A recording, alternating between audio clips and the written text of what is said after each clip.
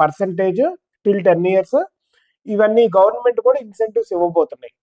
So ఇది రావటంతో వీళ్ళు డైరెక్ట్గా ఒక 5,000 జాబ్స్ అండ్ ఇండైరెక్ట్గా ఆ ఏరియాస్లో ఉన్న వాళ్ళకి like you know extra other than direct jobs, indirect jobs కూడా రానున్నాయి అని చెప్తున్నారు.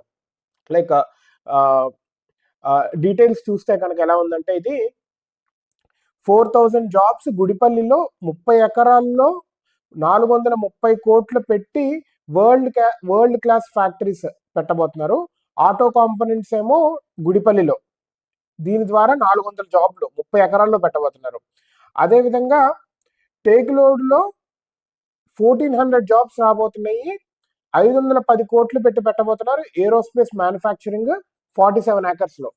సో ఈ రెండు నిజంగా వచ్చినాయి అంటే దట్ ఈస్ రియల్లీ ఒక అదృష్టము ఆ ఏరియాకి అండ్ రాష్ట్రానికి కూడా.